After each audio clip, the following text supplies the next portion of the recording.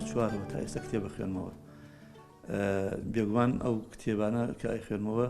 بەشێکی زۆریان بەشی خۆی کاریگەری هەبووە، کەم یان زۆر، هەیان بۆ زۆر کاریگەری هەبووە، هەیانە بێگومان کەمتر، هیچیان بۆ ڕەنگە ئینسان زۆر ئیسیفادەی بەو شێوە لێ نەکردووە. بەڵام چەندانەیەکیان هەن ئەتوانم بڵێم گۆڕانکاریان لە ژیانمان دروست کردووە. ئەگەر طبعاً بۆ هەر قۆناغێک جیاوازە، ینی بۆ هەر قۆناغێک جۆرە کتێبێک تەسیری هەیە. ئەکرێ من بڵێم بەلای منەوە کاریگەرترین کتێب کە لەسەر ژیانی من گۆڕانکاری دروست کرد و بە فیعلی لە ڕووی فکری و منی لە قۆناغێک و گواستەوە بۆ قۆناغێکی تر و لە هەنگاوی عەمەلی ما زۆر ئیستیفادەم لێ کرد. ساڵی 1983 بوو، واتە لە 74 تا 83 دوای ینی نزیکەی 10 ساڵ لە کتێب خوێندنەوە ڕێم کەوتە خزمەتی مامۆستا مەلا عوسمان بە ڕەحمەت بێ. لە هاوینەکەیە بوو فەرمووی با دەرسێک دابنین، دەرسێکی بۆ داناین بۆ من و چەند هاوڕێیەکم، دەرسێک لەسەر کتێبی المنهزمون على الطريق. ئەو کتێبە کتێبی یوسف العەزم بوو. ئەو مامۆستا بەڕێزانی کە بەشداریان نەکرد لە دەرسەکە کە هەممان گەنج بووین و ئەو کاتە تەلەبەی ثانەوی بووین. ڕۆژانە من لێرەوە لە گوڵانەوە ئەچوین بۆ مزگەوتی شافعی لێ لە حوجرەکەی جەنابی مامۆستا دەرسەکەمان لە خزمەتی ئاخوێن. ئەگەر ناویان بێنم بیرم ماوە مامۆستا ئیکرام کەریم، مامۆستا غازی، مامۆستا ئارام قادر، مامۆستا تۆفیق ساڵح، کە عەبدوڕەحمان شێخ عەبدوڕەحمان شێخ جەلال، بیرم مابی ئەمانە هەبوون، ڕەنگ بە کەسی تریش هەبێ. بە یەکەوە ئەچوین بۆ خزمەتی ئەڵقەیەکمان دروست کردبوو، جەنابی مامۆستا کتێبی المنهزمونی بۆ شەرح کردین. منهزمون کتێبی یوسف العەزمە کە یەکێکە لە ڕێبەرانی ڕابوونی یان بڵێن بێداری ئیسلامی، پیاوێکە کە زۆر لە مەسایلەکانی هەزم کردووە لە پاشا ناو کتێبەی داڕشتووە، لە چەند فەسڵێک پێکهاتبوو. لەگەڵ لە خزمەتی مامۆستا ئێمە هاتین بەش ئەو کتێبەمان خوێند. کتێبەکە کتێبێکی علمی نەبوو بە معنای کتێبێکی فقهی یا کتێبێکی عەقیدەیی، ئەوانە کتێبێکی فکری بوو. ئەوەی کە ئێسەی شەربیرم ماوە چەند فەسڵێک بوو، چەند بەشێک بوو. بەشی یەکەمی باسی کۆمەڵە کەسایەتیە دیارەکانی دنیا ئەکا کە چۆن لە پێشەوە کەسانێکی ئەهلی دین و لە خێزانێکی موسڵمان و ئانە بوون، بەڵام دوایی کە شەهادە یا بە ناوی شەهادە و یا بە هەر ناویکەوە کە چوونەتە ئەوروپا، لەوێ فکری لە جاتیەوە ئەوان کاریگەریان هەبێ لەسەر کۆمەڵگەی ئەوروپی بە پێچەوانەوە کۆمەڵگە و خوێندنی و تەکنۆلۆژیا و شارستانێتی ئەوروپی کاریگەری زۆری هەبووە لەسەر ئەمان، بۆیە کە گەڕاونەتەوە بە جەستەیەکی ڕۆژهەڵاتی بەڵام بە فکرێکی غەربی گەڕاونەتەوە بۆ وڵاتی خۆیان، کە گەڕاویشنەتەوە هاتوون بە جۆرە لە جۆرەکان ڕەخنە لە ڕابردووی خۆیان و جاریواشەی ڕابردوو لە ئاینەکەیان ئەگرن و بە شان و باڵی کۆمەڵگەی غەربیە هەڵەدەن. ئەو کتێبە باز لە خالید محەممەد خالیدەکە، باز لە تاها حسینەکە، باز لە حەسەن هەیکەلەکە، محەممەد حەسەن هەیکەلەکە، باز لە کۆمەڵە لەو کەسایەتی ڕۆشنبیری و زانستیە گەورانە ئەکا کە ئەمانە هەرێکێک لەوانە زۆر ناسراو بوون. مامۆستا ئاهات ڕۆژانە دەرسێک لەوەی پێوتین. ئەو وەختە گەرمەی لە وەختە کە ئێمە ئەمان خۆن باسی تاوان زەمینە زۆر دەوری هەیە بۆ کاریگەری کتێب، ئەو وەختە گەرمەی ململانی ئەوانەی پیانە ئەوترا لە ناو سەحوەی ئیسلامیان و ئێمە کە مەسەلەن لە ناو ڕێخستنی ئیخوانا بووین، ململانەیەکی توندی نهێنی هەبوو لە بینی ئێمە و لە بینی کۆمونیستەکانە، کۆمەڵی ڕەنجدەران و شوعیەکان، ئەوانەی کە فکری کۆمونیستیان هەبوو. یعنی بەتایبەتی من کە لەو وەختانەیشە خوێندنەوەیکی زۆرم هەبوو لە کتێبە با بڵێن کتێبی ئەو ڕۆشنبیرانە و گۆڤارەکانم بە بەردەوامی خوێندە و گۆڤاری بەیان و ڕۆشنبیری نوێ و ئەوانە هەستمە کرد ئەمانە پێویستە ڕەت بدرێنەوە، پێویستە هەستمە کرد ئەمانە بێئەناز ئەیانەوێ فکری دینی زەعیفکەن و فکری نادینی بێنە پێشون، بەس بۆم نەئەخرا قاڵبێکەوە. بەس کاتێک کە سەیری یوسف العەزمم کردو بەو شێوە، ئەبینم باز لە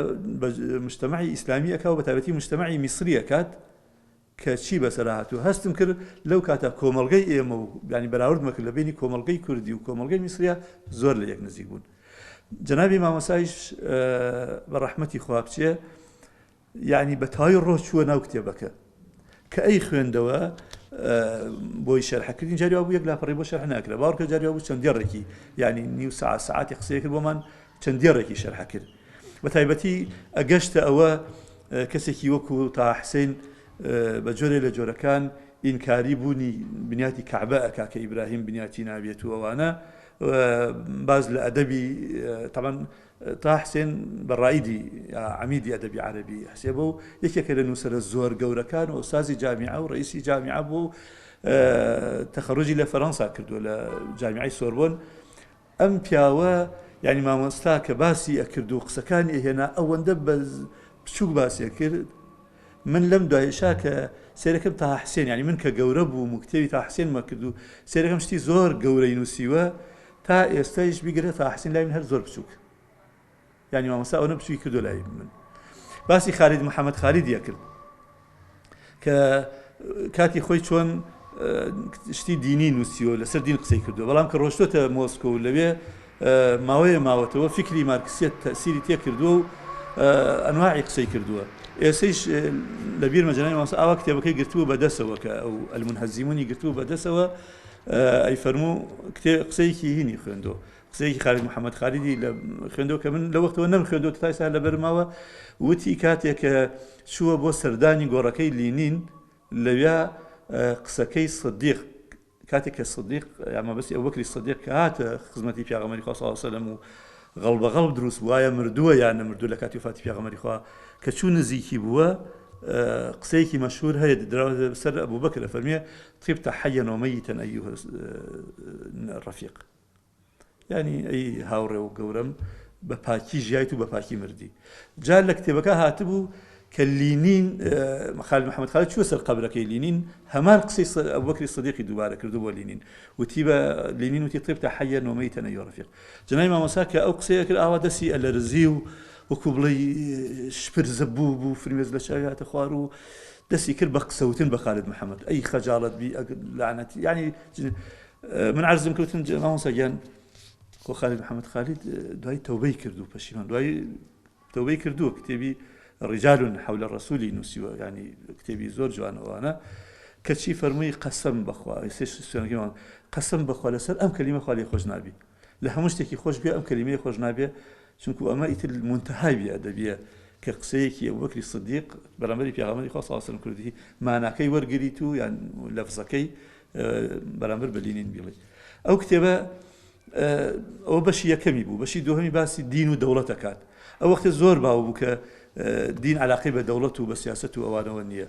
ام زور بوردي يت نكهر رد يداتوا بس يوكا اواني ام قصه كان معنا كساني كي تكشكاون كساني كن هيك شامبيون ماوا كساني كن هل خلطاون كساني كن برامبر بالشبوله روج اوايك تحمل يا نبو تسليم بون بويا يسقسان لي ورناجيت فعلا من او نزكي بلين هاوينك هاويني او صاله كبشومان هبو وبشوي خوندن او كتابه لا جناي ما مسخن نظر شنيكي ما خوند بلام ازان كاهاتينا وروجانا وكو كتابيكي زور هين زور مهم اوي امان خلا ما مساهاتينو هين مانك اي فرمي بترجمه يمكن ترجمه مانك ورمان اجرا من لبير مناو نابو تكشكاوا كان جار حد برقكيني برقكي رسمي مزقوتي كيبيا وبوك تقريبا كعبه وامانه كسيك كابراي اغريكي تيبر داو راي كردوا كراي كردوا اغريك راي كردوا بدوايا خريكي قاشي خوشي اسوتيني وانا يعني هنيك جوان بو تابلويكي زوج جوان كرابو لكتابك ام كتابه بفعلي اوي من لناخ ما تصور ما اكل بلا نمزاني لقالبي بدم ام كتابه هات ناخي مني تفعيل كرد وايلي كرد ما كهمان نظر ببيت بو هم او كسا طبعا كسي انسان لو وقتها كسي كي زور دياري وكو طه حسين يا وكو خالد محمد خالد يا وكو محمد حسين هيكل سيركا يشك لو ناو قورانا او سيركاتو رفيقه كانيان اماني خومان كلسر ماركسيتو لسر ماديه ديانوسي لا يمنيت الحر هنبون لبيش وجوري لبلامو يعني توزي بقوري سيرك لا يعني جوري إشكالات هبو يعني هست ما كرد يملو الروا أبي برجري لخمان بكين بەڵام لە دوای ئەو کتێبە کە گۆڕانکاریەکەەوە بوو من بەعکسەوە هەم ئەمانم لا بچووک بوویەوە زۆریش بچووک بوونەوە هەم فکرەکەیانم لا بە فکرێکی دۆڕا و سیر کرد و خۆشیان لای من دۆڕا بوو ئەکرێ بڵێم ئەم کتێبە لە ژیانی منە گۆڕانکاری زۆر گەورەی دروست کرد و ڕەنگ بێ سەبەبێکی گەورەی گۆڕانکاریەکە جگە لە خودی کتێبەکە ئەو کەسە بوو کە بۆی شەرحەکردین واتە جەنابی مامۆستا ملا عوسمان بەڕەحمەتی کە بە ڕۆحەتێکی گەورەوە مقدمەی جوانی بۆ دائاڕشت ئەچووە ناوە کتێبەکەوە خۆی لە ناو وەزعەکە ئەژیا هەزمی شتەکەی کرد و ئامانجیشی هەبوو بۆیە لە کاتی شەرحکردنی کتێبەکە بەڕاستی ئەمە هەموو چاو و گوێچکە و ئەعزامان ئەبوو بە ئالەتی بیستن و بینین و دڵ و دەروونمان هەمووی لا جەنابی مامۆستا بوو بزانین جەنابی مامۆستا ئەفەرمێچی بۆیە نەک ئیستیفادەمان هەر لە کتێبەکە کرد بەڵکو لە قسەکانی مامۆستا باوەڕکە بڵم لە حرەکات و سەکەناتی مامۆستا لە جموجوڵی مامۆستا ئێمە ئیستیفادەمان لەو کتێبە کرد من بۆ چوونی شخصی وایە ئەوانەی نامێ قسە بۆ خوێنەرەکان بکەوانی کە تەمەنێکیان کردو کتێبی زۆریان خوێندوتەوە ئەوانە زۆریان لە من شارەزاترن و زۆریان لە من ئاگاترن چی ئەخوێنەوە چی ناخوێنەوە هی ئەوە نین کە من لەو ئاسانیم کەواکو پیان بڵێم ئەوە مەکەنەوە بکەن بەڵام بۆ گەنجەکان ئەوانی کە تازە دەستیان بە خوێندنەوە کردووە ئەوانەی کە بە فیعلی ئەیانەوێت شتی باش فێر ببن و ئەیانەوێت گۆڕانکاری بکەن ئەمڕۆ کتێب زۆر بووە بابەت زۆر بووە لە کوردی و لە عەرەبی حتاوەتە کتێب عەرەبیەکان بەشێکی زۆریان کراون بە کوردیوانە من بە شخصی پیان ئەڵێم داوایان لێ ئەەکەم پێش هەموو شتێک هەوڵ بدەن مامۆسایەکیان هەبێ کەوا وەکو بەلایکەمەوە کتێبێکی لا بکەنن چونکە خوێندنەوەی بەڕاستی پێویستی بە مامۆستا هەیە بە بۆ چوونی من ناکرێت گەنجێکە یەکەم جارێتی ئەڕاتە کتێبخانەی ناونیشانی سەرنجی ڕاکێشێ و بە دوایە بڕۆ ڕەنگ بێ و کتێبە زەرەری هەبێ شەر نییە کتێبەکە خۆی خراپ بێت بەڵام بۆ تەمەنی ئەو بۆ دەوروبەرەکەی ئەو بۆ هەندێک فکرە بە دوای ئەوە کە بۆی ئەگەڕێ ڕەنگ بێ زەرەری زۆر گەورە بکات چونکە جاری وا هەیە کابرا پرسیارێکی هەیە ئەم پرسیارە یەک کتێبی 500 لاپەڕەی خۆتە جواب بەحساب بۆیش گەڕاوە کە جوای پرسیارەکەی کەچی پرسیارەکە جواب نادات بەڵام ئەگەری زۆرە لە یەک یعنی ئەگەر بە تەوجیهی کەسێک بێ بە ڕێن پیشاندانی کەسێک بێت ڕەنگ بێ بە نامیلکەیەک ئەو هینە هەبێت کابرا کێشەیەکی ئیمانی هەیە من لە بیرمە یەکێک لەو گەنجانی باسی کێشەی ئیمانیە کرد مەسەلە ڕێنمایی مامۆسای ڕێنمایی کردی ئام نامیلکە بخوێنەوە باوەڕکە نامی ئێسش لە بیرمە نامیلکە ناوی الحیل النفسیە فێڵە دەرونیەکان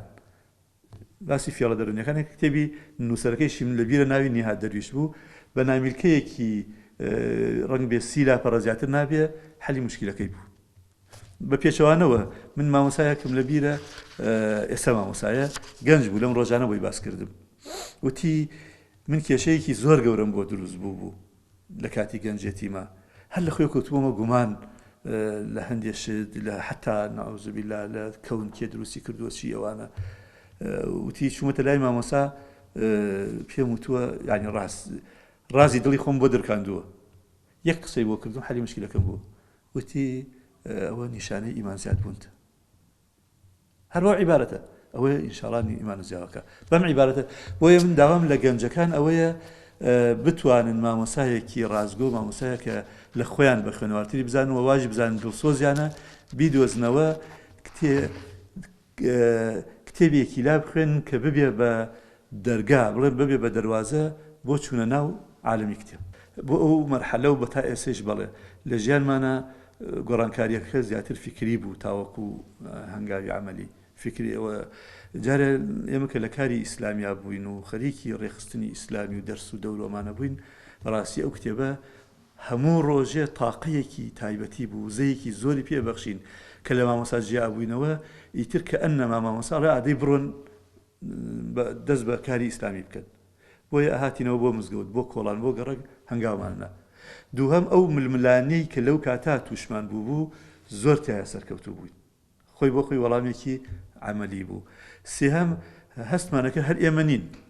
یعنی ئەو بێداری ئیسلامی ئێمە بەشێکی بچووکین تایە یەک عالەمی گەورە پێوەفرانە بەڵێ بە کردداری گۆڕانکاری لەمنا دروست کرد وا بۆ نزیکەی بەرەو 40 ساڵە چێ من ئەو کتێبەم خوێندووە ینی 37 ساڵە ئەو کتێبەم خوێندووە لای جەنابی مامۆستا هەتا ئێستەیش بەڕاستی بەلای من و کاریگەرترین کتێب بووە لە ژێر